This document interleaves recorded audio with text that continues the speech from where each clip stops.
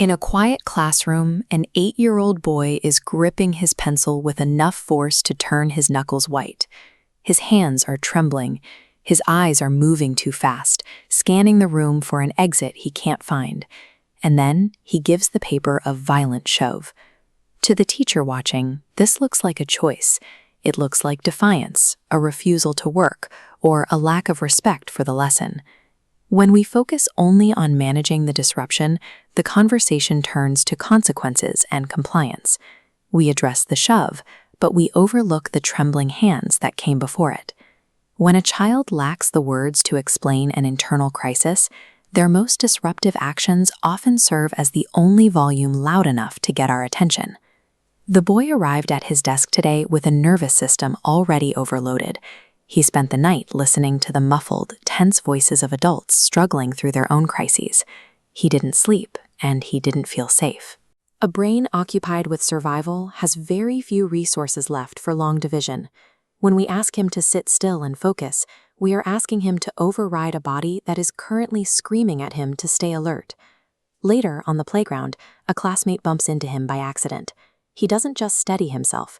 He spins around with clenched fists, his entire body flinching in anticipation of a fight. Aggressive phrases like "don't touch me" or "I don't care" become the only available tools for a child who doesn't yet know how to say, "I am scared." These behaviors act as a raw, untranslated language. They are physical signals sent by a child who has run out of ways to articulate a lack of safety. By 15, the boy has learned to hide the fear. When a teacher hands back a failing grade, he doesn't shove the paper.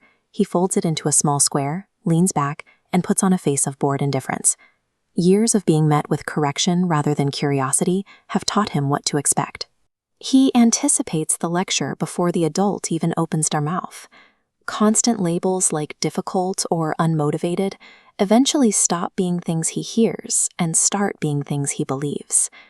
The judgment of others begins to form the architecture of his own self-image.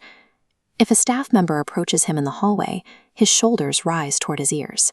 It is a physical bracing response, a body preparing itself to be misunderstood once again. Without intervention, a temporary childhood survival strategy can harden into a permanent personality trait. The world sees a defiant teenager, but the underlying pain remains exactly where it was years ago.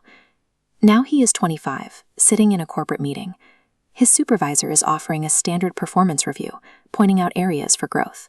He looks composed, he nods, he says the right things, but under the table, his hand is clamped onto his pen so hard that his skin is pale. It is the same grip he used in the 2nd grade.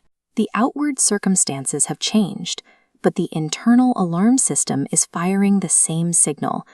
Adulthood teaches us how to build professional camouflage, but the body continues to store the memories the mind has tried to explain away. If we only ever address the visible symptoms of behavior, the unaddressed root causes simply find new, quieter ways to persist into adulthood. From classroom to office, the behavior changes, but the emotional thread remains constant.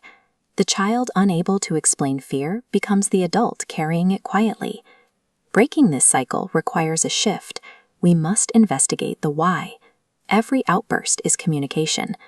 Back in that first classroom, the teacher changes the outcome by changing her response. She kneels at a distance, offers a calm presence, and gives the boy a choice that doesn't require him to defend himself. Empathy does not remove accountability. A child can be held to a standard while still being treated with dignity. We can redirect the action without ever shaming the person behind it. Taking a moment to ask what happened before the outburst is the most effective way to stop a pattern before it becomes a lifelong habit. Behavior is a language that evolves as we age, but it only stops being a cry for help when someone finally hears what it's trying to say. To learn how to see the child behind the behavior, comment "Look deeper" and subscribe to Behavioral Echoes. We believe in providing support early, recognizing the message before the pattern sets. This is where we change the story.